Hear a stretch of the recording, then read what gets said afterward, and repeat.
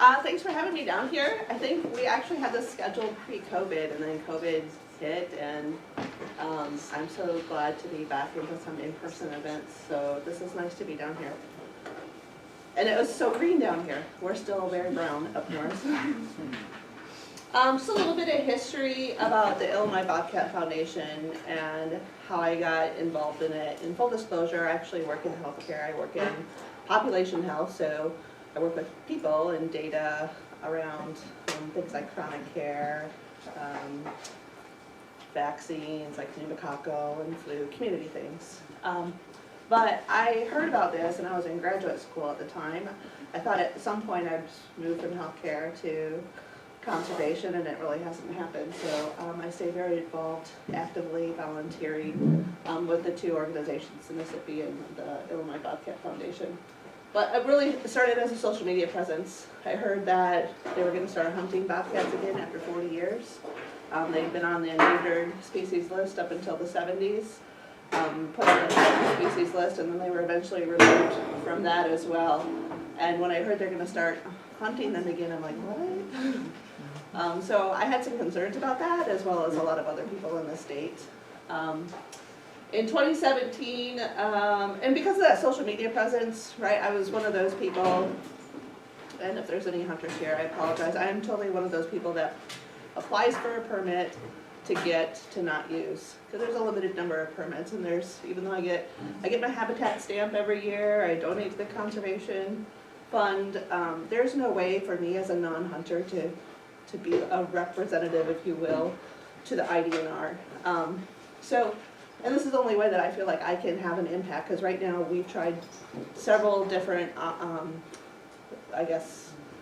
we've tried to introduce legislation several different years. As recent as last March, we had a bill on the table, or tried to get it on the floor, and never made it. And this year, because it's a short spring session, because it's an election year, like lots of bills never even made it. So if you're familiar with working on legislation, it's really, really frustrating process, and sometimes it takes years to get anything done. So that's how I started, and that's kind of what I do every year. I apply for a permit.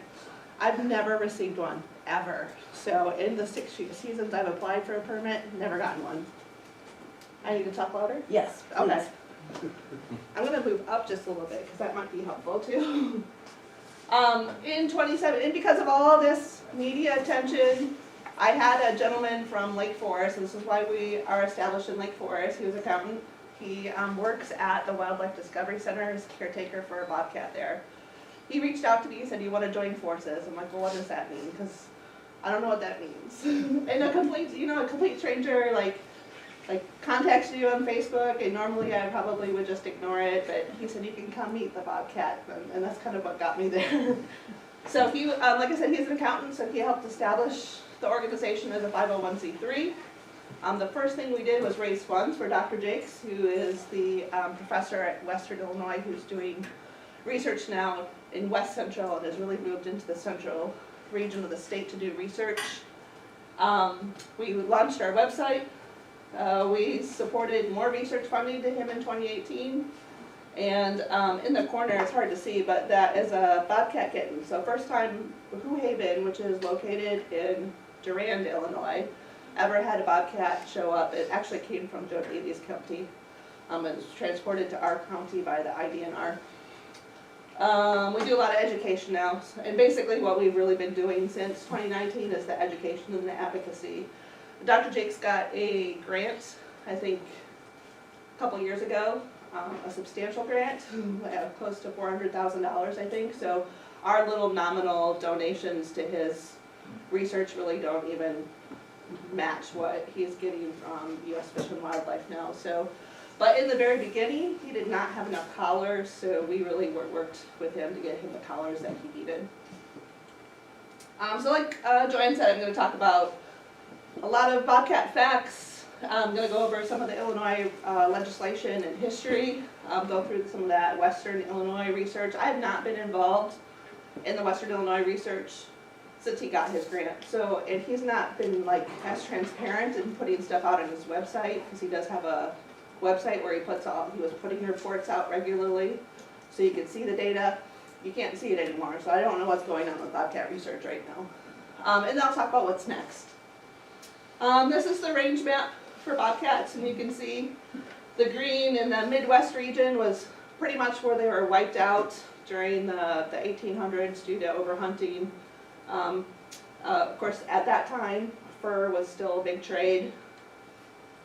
I love that we're back in person, and I also love when kids attend, because I did not have this slide in my presentation when I first started talking about bobcats, but I think I was at the Burpee Museum, and there was a small kid in the front row, and he's like, how long have bobcats been around? And I'm like, I don't even know. So I put this slide in there for him. They've been around for 1.8 million years since the Urbantoinian stage. And before I get into all the bobcat stuff, I have two things that I really like to share about their connection to Native American history. And this is a Shawnee myth. And basically, how did the bobcat get his spots? So this is a fun little story about a bobcat who chased a rabbit into the hollow of a tree. And the bobcat said to the rabbit, you know, you're going to have to come out because you're going to get hungry. You're going to have to eat. And you're going to have to do all this stuff. You just can't stay in that tree. And the rabbit's like, you know what? You're right. And if you're thinking you're going to eat me anyways, why don't you go ahead and start a fire to cook me? So once the fire was going, the rabbit jumped out into the embers, and the embers spread all over the bobcat. The rabbit took off, and the bobcat jumped into a nearby stream, and that's how the spot got singed into its fur. And this is also an interesting story. If you're familiar with the Hopewell Mounds, which is down in this area, this is when they were doing the excavation, I think, for 70. They found in, I always say that this is on display at the Illinois State Museum. It's really not. So a few years ago, my daughter and I and my other daughter took Route 66 all the way to the Grand Canyon. And I'm like, we're stopping here because I got to see this, because I know it's at the Illinois State Museum. So we did a lot of stuff, and then we swung back out to Springfield so we could see this, and it's not on display. But if you're brave and you see some docents around or people working on any of the exhibits down there, ask, and they'll give you the contact information to go see this. It is in their storage facility. But it was excavated by a master's degree student who was doing research on canines. So this was classified as a canine. She pulled it out, she started looking at it, she's like, I don't think this is a canine. And it turned out that this bobcat, which is the only bobcat kitten like in any of the Native American burials anywhere in the country on record. So this is very unusual. It was decorated with a collar. They have no idea if it was kept as a pet or some other reason, but it was buried where the like the high priestess or the high level on the Native American scale. So it was buried where most Native Americans wouldn't get buried. So there was some meaning behind this. What it is, I don't know. But it's very cool. You can find a really cool video out there on YouTube about this. And like I said, it's really cool. Like this, it happened right here in Illinois. So this is where we get into all the biology of bobcats. They are in the lynx family. So the other cats have the lynx name. The bobcat is the bobcat, but it's the lynx rufus if you do the genus, this name under that. So there's the Canadian lynx here in North America, and then the Eurasian lynx and the Iberian lynx are both on the European side. And to tell the difference between these two, because if you've ever seen any of the story, follow like Google News stories or anything like that, there's always stories about the misidentification between a lynx and a bobcat. And really, if you look at them, you can visually see a difference, but even researchers get these mixed up in the field. But you can see the lynx has a sloping back, much longer back legs than a bobcat, much larger feet because they are in the northern Canadian area. They will come down into some of those northeastern states in Montana. Not very often. They're not often seen down here, but they have those big feet because big feet. They have those big paws because they traverse on the snow, so it helps them move. They're like snowshoes. And of course, their ear tufts are longer, And what are some of those other things? They're just, bobcats are generally a little bit smaller than the lynx too. Another misconception when people are seeing wild cats out is between a domestic cat and a bobcat and a cougar. There's errors made in this all the time.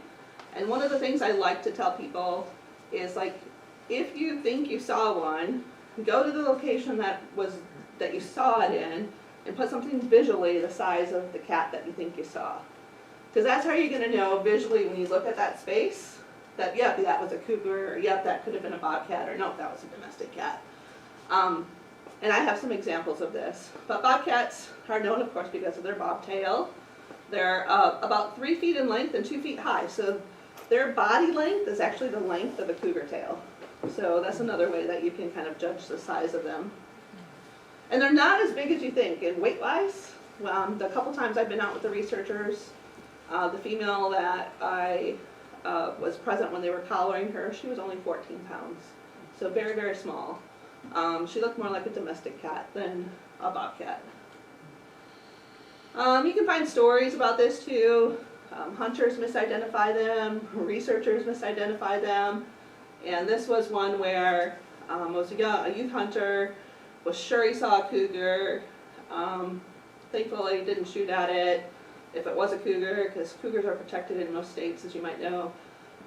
But when they went out, when Minnesota DNR went out, and there's some pictures of this out on the internet, they put what would have been cougar size in the tree and compared it to his picture, and there's just no way. It was probably a bobcat. This is a funny story. This happened up by me in Boone County, which is just to the east of us. Somebody, you can see they posted this all over social media. The news picked it up. I actually called DNR. I'm like, you need to come out because this is not a cougar. But somebody said, cougar spotted today. Be careful, watch your pets. The DNR comes out, and you can see they put a cone, and you stand, this is why I say do a visual marker and then take a picture. But the person who posted this still did not believe that this was a cougar, so they made this image. And it cracks me up because that is like the smallest runner ever back by a cat.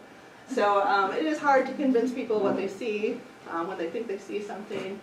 But cougars are transient in our state. They're not known that we have mating pairs of cougars here. A lot of people make that claim, but there is still no evidence that we actually have mating cougars in our state. Most of them are transient ones that are passing through. If you're on social media, particularly Twitter, Dr. Michelle LaRue does this fun quiz every Friday, although I haven't been on Twitter for a while, so I don't know if she's still doing but it's called Cougar or Not. It's through the Cougar Network. And I would say, I think I follow this mostly because I would say 95% of the time they're bobcat photos, they're not cougar photos. So a lot of people send photos to her for analysis to determine if it was a cougar. They're considered crepuscular, so a lot of people think they're nocturnal. They're really not. They're really active at twilight and often until midnight. There's also history and research say they're solitary, but I did a presentation about a year ago with a photographer from the New Mexico area that has bobcats that live under her deck. And she's also a National Geographic photographer, so she spent a lot of time photographing these cats. And last year was the first year she had 2 females den together and co-raise their kittens. So they always say like females are very territorial and they don't let other females in their range. Now was this one of her kittens that stayed with her and just decided to den with her? I don't know. But I think the solitary information, because there's so little information on bobcats, there hasn't been really enough research to really say yes, absolutely they're solitary, especially with some of this new evidence that's coming out. And I know she's working with the biologists in that state to continue studying this den where there seems to be a lot of bobcats cohabiting. Their average home range is about 8 square miles in the state of Illinois, although when we find and look at Dr. Jake's research, fragmented habitat and farmland and heavy agriculture, you'll find that their home ranges are much larger. They're opportunistic, they're a wait and ambush. This is actually a camera trap photo from Louisiana, and that's a whooping crane cult there in the background. Interesting, because you know who's stalking who. I love this photo. But bobcats are actually the greatest threat to whooping cranes. So if you're a birder and you love birds like I do, it's like, you're torn between like protecting bobcats in some of these states and knowing that whooping cranes are heavily threatened by this species. In the state of Illinois, research has shown that this is what their diet is. So oftentimes there's a lot of myths, and this is what happens, you know, every time there's legislations, introduce, you know, they're like, they're eating my livestock, or they're eating all these things, but research has really demonstrated that bobcats like rodents, they like birds, and these are not even the game birds, these are songbirds that are showing up in their diet, and rabbits. So those are the things they like. They're, like I said, they're opportunistic, so they're going to wait to ambush these. The other myth that occurs is that bobcats kill just for fun, like house cats. And I would argue that because this is wildlife. Like, right, they're out there living in the wild. They don't have someone to depend on food, so they're not going to expend a lot of energy killing for fun. They're going to kill when they're hungry and they have to eat. You know, if they're fed, a domestic cat will go out. You know, I think most of you know that the domestic cats will go out and kill songbirds, kill rodents for fun, and not do anything with them. Bobcats do not do that. Their average lifespan, if they're in captivity, of course, they have no predators. They have no things that will impact them for their health. So over 33 years. I think Boris is at the Wildlife Discovery Center is up there. I think he's closer to 15. He's definitely slowed down. He's gained a lot of weight. He's a very healthy bobcat. In the wild, between 12 and 13 years. If they make it past the kitten stage. And kittens have a very high mortality rate. Breeding season is January through June, but we just ended peak season. So in most cases, when you're going to hear a bobcat out there, and bobcats, I still haven't put a video on of their sound, but they sound not like you would think they would. They sound like somebody yelling or screaming. It's a very unusual sound, and during peak season, you're more likely to hear them any other time of year because they're calling to each other. Gestation is approximately 60 days, and they have approximately 2 to 3 kittens per litter. Like I said, kittens have a very high mortality. I don't have that on my next slide. And they do have predators as well. So you know, when you think of this, these females co-denning, there's a benefit to that. So you can have one female go off and hunt and another female watch. When you have a solitary female with her kittens, there are a lot of predators of kittens. There's great horned owls are exceptional predators of other bird nests, of kittens. She also doesn't have the benefit of like coyotes, you know, have that family pack as well too. So she doesn't have, if she is a single female in Illinois, she doesn't have the benefit of having other protection of her kittens. And this is during breeding season. People send me camera trap photos all the time. I love it. These are 2 bobcats during breeding season, and I'm sure it's a male and a female. And I can't remember what part of the state this actually came from. If you're out looking and you want to know if you have bobcats on your property and you don't ever see them or hear them, you can look for other evidence. You can look for tracks or scat. And with feline tracks, right, they retract their claws. So that's one way you can tell a cat track from a dog track. So if you see claw marks, most likely it's a coyote or a dog. If you don't see any claw marks and it's about 2 inches by 2 inches, likely a bobcat.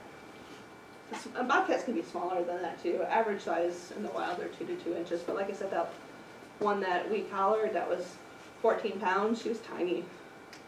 And then their scat is heavily fragmented, and you're going to find bones and fur in it. Habitat, like you saw that range, they live all over the country, and it cracks me up when I see the photos of them on cactus, because like I can't even imagine up there, but they are up there, and you see photos of them all the time. In Illinois, they prefer the woody edges along fields. This is an old habitat suitability map. So if you look at some of the historic information from our bobcat research in the state of Illinois, for a long time, none was done, right? These are maps from the 90s. So I think the last time, I know Southern Illinois is still doing research. They're collecting jaws from hunters. I don't know what really they're doing with that except analyzing them. But no research except Dr. Jake's current study is really studying population densities. So these are old density maps. And you can see the red along the Illinois River and up there in Joe Davies County and down in the southern region. Those are the most suitable habitats for bobcats in our state. And they continue to be so. When I show you the hunting information from the seasons where they're taken, during hunting seasons are generally these red areas. And I love to talk about the benefits of predators because I know that there is a lot of, like when we try and introduce the legislation, there's just a lot of misinformation that goes out there about these bobcats, and they're not a threat to humans, they're not a threat to livestock. Can they become a nuisance? Absolutely. So if you've got free-range chickens, or if you raise rabbits, or anything that's easy for a predator to get into, and that includes raccoons or fox, they can take advantage of that situation. There are nuisance permits to handle wildlife like that, though. But when you look at the benefits of predators, it really indicates a very balanced ecosystem. So having bobcats is a good thing. Overabundance of prey species like deer really overtaxes food sources. Even any of the squirrels and raccoons and any of those small mammals can also overtax food sources. There's a couple examples in the United States. Cumberland, Georgia is one of them. Kiowa Island, the Carolinas is the other one, where they actually introduce bobcats on these islands. They don't hunt them. And there was a really interesting story about Cumberland, Georgia. First, they introduced these to really manage the white-tailed deer that were destroying the white oak down there. And over time, the bobcat initially, right, did its thing. They like to hunt on fawns because they're opportunistic. They don't want to expend all this energy to take a full-size deer down, but they can. But they're going to impact the fawn and the growth population that way of deer. And so they really helped kind of put that all in check. And over time, they found that the bobcat diet then shifted, right? So it shifted to more opportunistic prey. It wasn't, the fawns weren't the big, easy thing for them to get anymore. And because of that, the weights of the deer increased, and the trees that they wanted to come back to this island came back. So very good way to manage wildlife when humans don't interfere in that. In Kiowa Island, for Cumberland, Georgia, there was a really interesting article that came out probably about a year ago, and it really talked about how, because they're not introducing new bobcat to that genetic pool in Cumberland Islands, and they really probably should, because what they're seeing is the bobcat itself is going extinct there. The gene pool is not big enough for it to keep going and sustain its own population. Kiowa Island's a little bit different because they can come on and off the island by a road, and they do that. But another area where they don't hunt, they coexist in a very populated, Kiowa Island, if you've ever seen it, it's a nice golf resort area. There's very beautiful homes there. They have not had issues with bobcats eating people's pets or attacking people's children. They coexist very nicely on the island and control the deer population there as well. They have had an issue with rodenticides in the last year, so they've seen a decrease in their bobcat population too, and they got the residents of the island to agree to stop using rodenticides. So hopefully, because bobcats are dying because of that. So bobcats eat the rodent that's been exposed to the rodenticides, and it kills the bobcat too. Yeah, very good rodent control. So if you got a bobcat and you're out on the farmlands, they do wonders for that. And like I said, they're not a threat to humans, so a huge benefit to have bobcats in your ecosystem. And this just kind of goes, this is old, so I have a couple books over here that, this one's older. This is I think from the 50s. It's really interesting, but that's where this little diagram comes from. And this one, too, this is probably one of the best bobcat books you can get out there with research. It's written by Kevin Hansen, and we've actually had a couple conversations. But it's a good book, and it's not, I don't think it's published anymore, so I think if you want it, you have to pay a little bit extra for it. Through Amazon. I don't know, most bookstores probably don't carry it. But this, I gotta move closer because I can't see the words.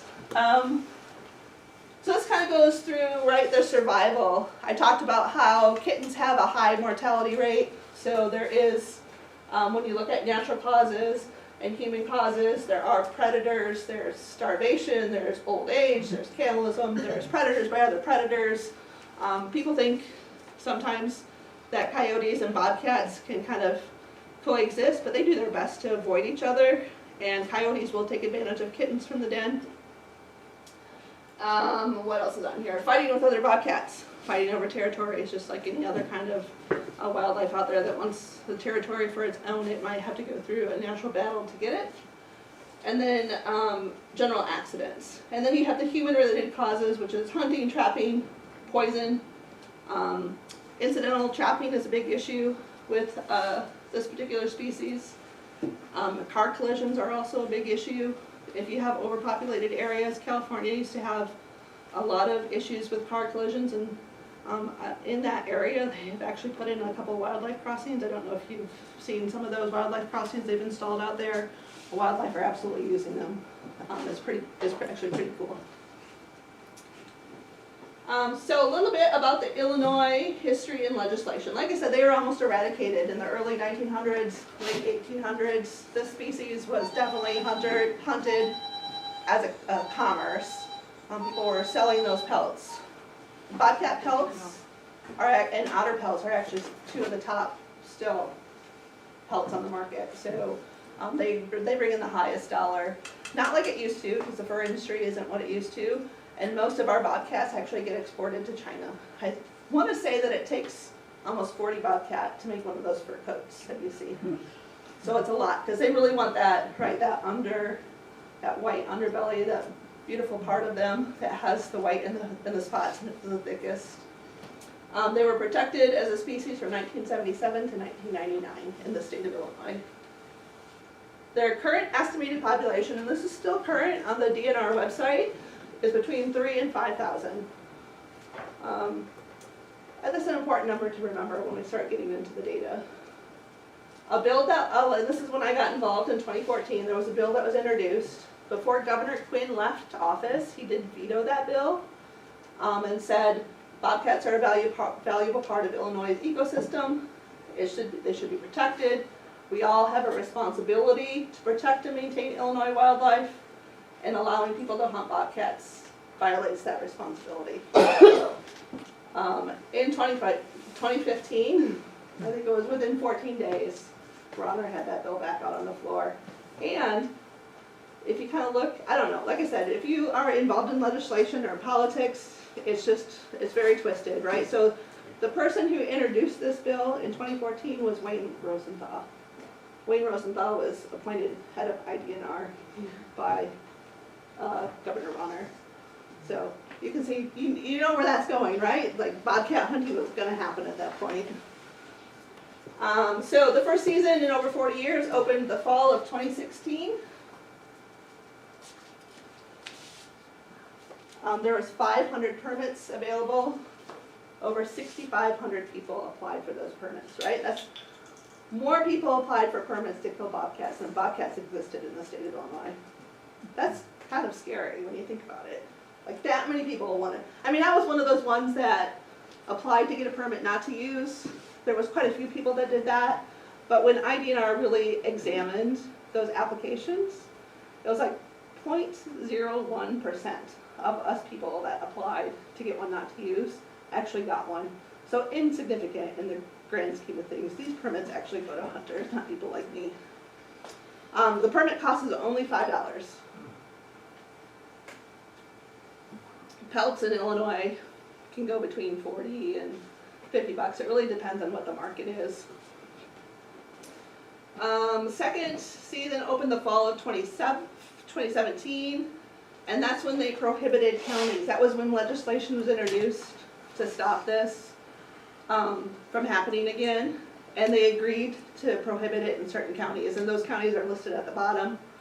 That includes like the northern region, like I live in Winnebago County. There's very few bobcats seen in Winnebago County. However, this particular season, there were 2 taken. It kind of breaks my heart a little bit because it's like, oh my gosh. Like, I have gotten probably 3 from the same person, camera trap photos of bobcats in Winnebago County, and I can probably guarantee it's probably the same bobcat that's showing up on that camera trap. So you think about eliminating 2 in Winnebago County probably eliminates quite a bit of our population there. The legislation from that prohibited county area sunsetted in 2019. So I kept reaching out to Illinois Environmental Council and everyone that worked on that, Senator Harmon, like what are we gonna do when the Bobcat bill sunsets?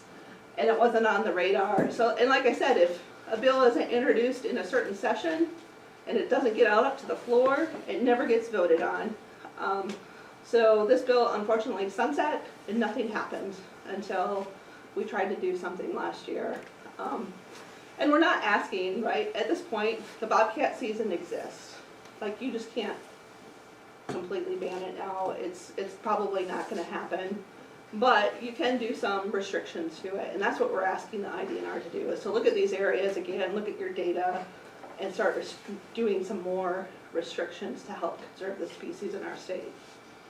So 4th, 5th, and 6th seasons, this is 2019 through 2021. Again, lots of people applying for these permits. They bumped it up to 1,000 permits versus that initial first season of 500.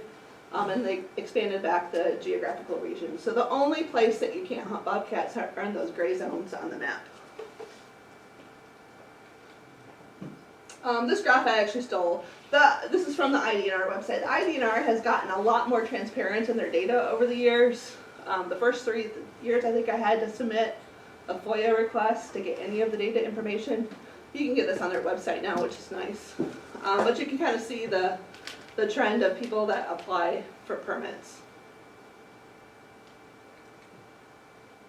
And these are the specific results from the areas that you can take them from, so whatever the method is, right? There's archery, and this is typically done with crossbow, so if you're a hunter, you know that crossbows now, like regular archery, you probably couldn't get a bobcat, but crossbows this is how I know this, because my cousin is a hunter. So I'm always talking to him about this stuff. But crossbows, you can have like almost 100% accuracy at 100 yards. So if you're using a crossbow, you can definitely get a bobcat. Hunting, trapping, salvage is if you find a roadkill. So even if you find a roadkill, you still need a permit to take that bobcat. Yes? The trapping does not mean accidental trapping. There's a lot of accidental trapping here, actually, and they're released, but those numbers are not accidental. That's No. meant to.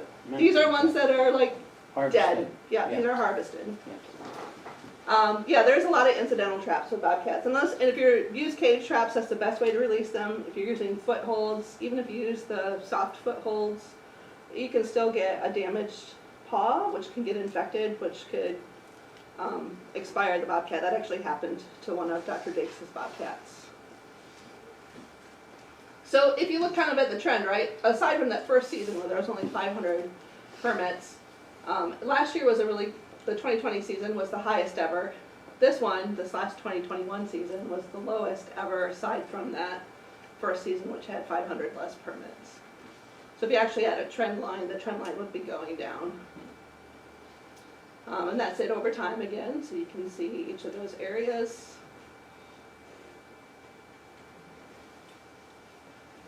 This is by top counties, and I've left them the same over the years just so people can see how it's changed. Oh, I forgot, I did these slides early this morning. I forgot to put the total on the bottom. But in 2021, and I don't think you can see it, but I did highlight, oh wait, here comes the arrows.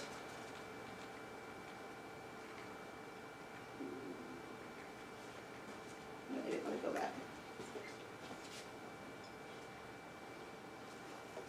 So the 2 highest counties this year have not historically been the highest counties.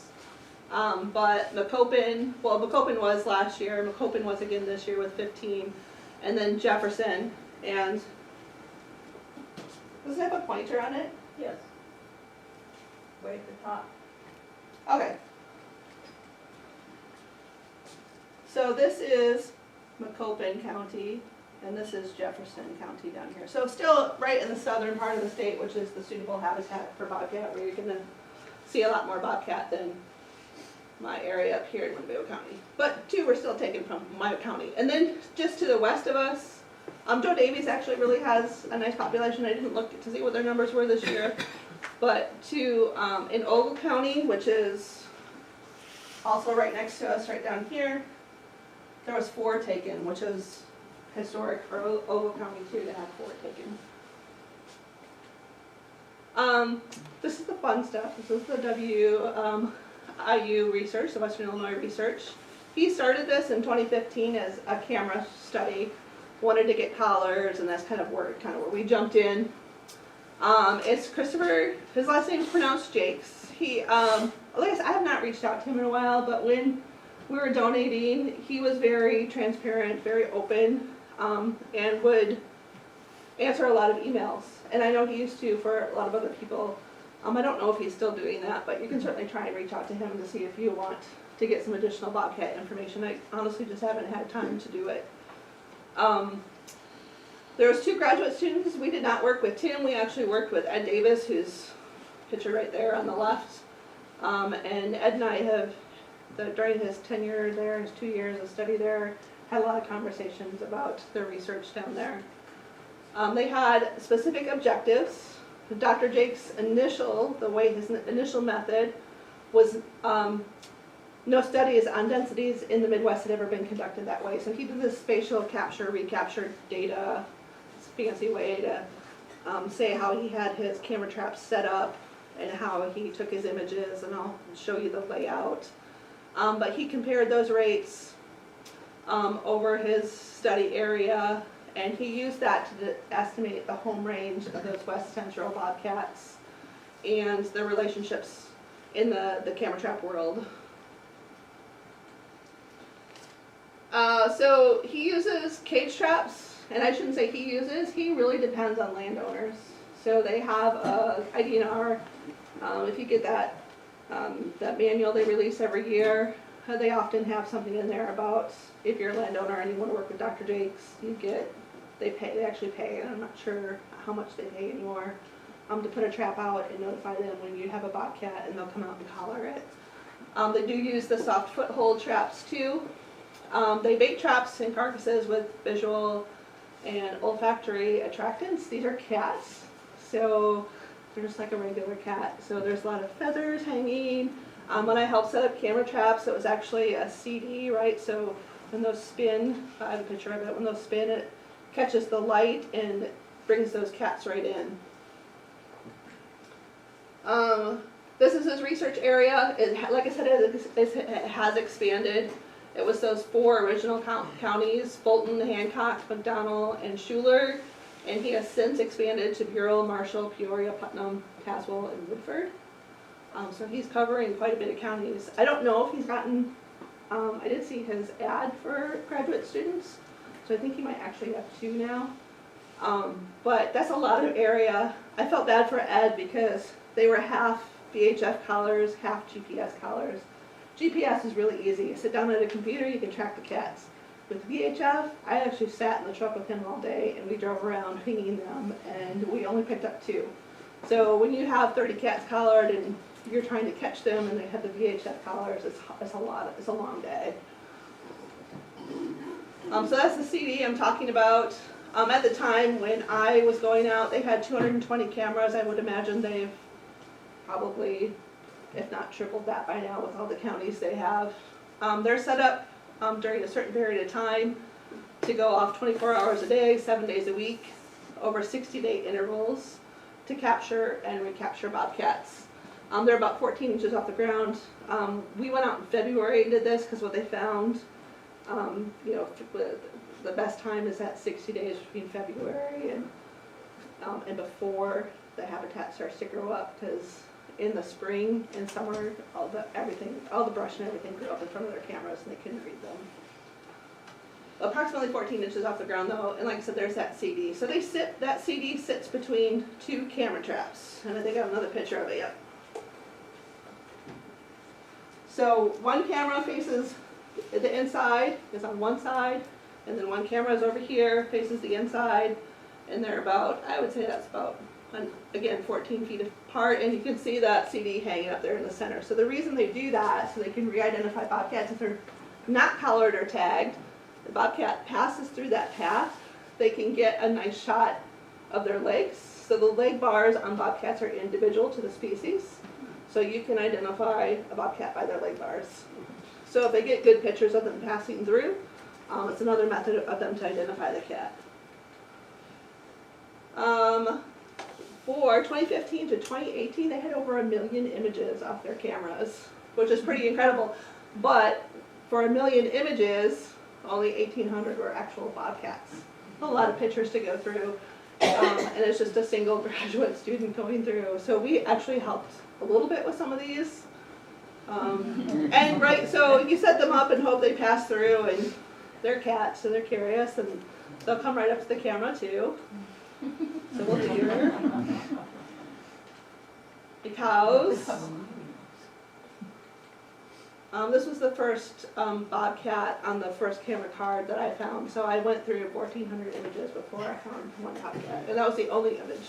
So I don't know how the other camera didn't capture it.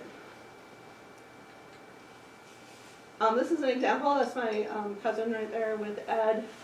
The day we went out, that's the VHF rigging. So like I said, the GPS collar is nice. It pings them twice a day, and you can go sit down at the computer and you can see where your bobcats are at. The VHF, they were going out weekly. And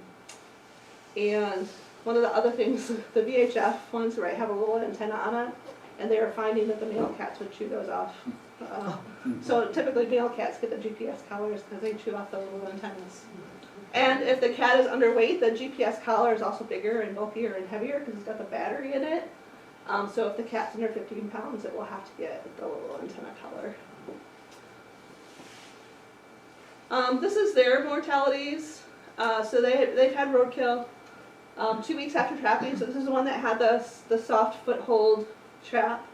When they're doing their research and they have a cat that dies within a certain period of when it was trapped and collared, they have to attribute it to the research. So potentially that cat could have had an open wound from that trap and gotten an infection, and perhaps that's what killed it. I don't know. Indiscriminate trapping is a real issue. So the one that was trapped in the study for this one, somebody set one of those conibear traps up for a raccoon. Cats are curious. The cat went right up to it, stuck its head in it, and it killed it, thankfully, instantly. They had one hit by a train, which is surprising, right? Like you'd think a cat would know to get off the tracks, but it didn't. And they have had one poached. They know it was poached because they found their collar in the bottom of the creek bed. So no bobcat was attached to it. This is an interesting story. You might have seen this one in the news. This bobcat M13 was a male that they trapped up in, I gotta move closer, Fulton County, which is the top arrow. It was considered missing, so it had a VHF collar. So when Ed would go out and drive his territories, he was not driving down to Macoupin County, so he didn't know where this cat was, so it was considered missing. A hunter, this was a legal take, he had a permit, trapped it, noticed it had the collar, contacted Dr. Jakes because his information's on all those collars, and that's 111 miles from his collared site. So it was a young male when they collared it, so they think that this one was probably dispersing, came up to explore Fulton County, decided perhaps it didn't like Fulton County, and went back down to where it came from. But they do have pretty large ranges. This is the day we went out and set up camera traps. So we actually, this was a fairly warm February day, so it was mud, and we walked all the way back to that tree line to set the camera traps up, but the truck couldn't go all the way back because we kept getting stuck. So it was like you'd step in it and you have to pull your, my legs were so sore the next day. Pull your boot out because you would just sink in that mud. This is from trapping, or collaring. So once they get them out of the trap, one of the first things they do is take a weight. I always like to ask this question. Can you guess why they take the weight first? So, right, that cat is tranquilized. They want to make sure they know if they've given it enough tranquilizer. So they immediately weigh it, and if they haven't given it enough, they will give it more, so it doesn't wake up while they're collaring it. There's a flea comb, a tape. They measure. There's ear tag. They research protocols. Dictate that you have to monitor them frequently, so every 5 minutes, to make sure that you're not going to lose this bobcat. Because this is a stressful process for wildlife to go through this. So their vitals are monitored. They look at heart rate, temperature, breaths per minute. The little 14-pound kitten, they were putting ice on her, and they were putting heat on her, and they were putting ice back on her. Her temperature was all over the place, and it took her much longer to come out of that sedation because she was so little. But I think we actually held her for about an hour and a half before we released her, so she was fully awake. They check and collect information on length, height, socket to shoulder. They assess the full body condition, and there's a reason they do that before they release them too, because they are able to, sorry, I thought maybe there was text on that other one, and I can't go back. I don't think there was though. But the reason they do that is because the other thing, that little female, they held her in the trap for me to get down there, so I think it probably took me, I was already headed down there, but they held her until I got there. So I think for 2 hours she was in a trap, which is normal, right? Bobcats can end up in traps for a long time before someone comes and checks them. But the whole time she was pacing in there, so she had rubbed underneath her eyes raw. They did treat her with that. They treated her and put antibiotics and made sure she was good before she left. But they assess for other things too, so they're looking for any other kind of open wounds or ticks, and they're collecting that information. They do take blood, so they are collecting DNA, although right now I think that's stored. I don't think he has enough graduate students to do what he wants with the DNA. But they're looking at genetics. They're looking for rabies, distemper, parvo, any of those things. This is an example of a bobcat getting some of those eye drops. So like anything where they can find something on that cat that they can treat before they release it, they will.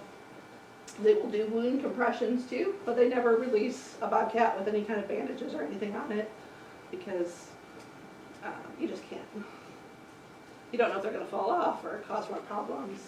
And this is what I'm talking about. So that young hunter found this information, called Dr. Jakes up, and Dr. Jakes likes to get those collars back. They are expensive. So hopefully when one of his research bobcats is taken, people do that for him. There's that beautiful underbelly coat that is loved by the fur industry. These collars are on for the life of the bobcat.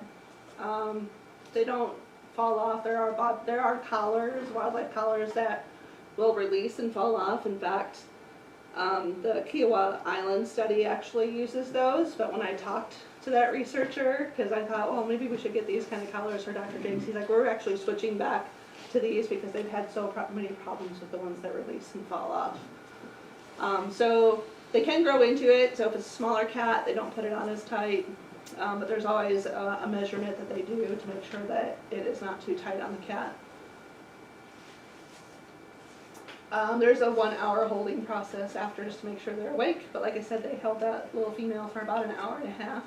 And the reason they do that is they want them awake when they release them, so they're not going to run into the road if they're near a road, or they're not going to get attacked by other wildlife. And this is the important part. These are the research findings of the West Central data. So he found through that spatial capture recapture data, which hasn't been used in the state of Illinois, that the bobcat density in West Central Illinois is 1.43 bobcats per 100 square kilometers. And that's very low compared to other studies. So that's the Southern Illinois research said we've got 30 bobcats per 100 square kilometers. I don't know. I would challenge the data now, and I feel like everyone should be doing their research like he's done it, but he's actually reversed. We met with DNR, and Dr. Jakes was there about 2 years ago now, and he said he's switching his methods.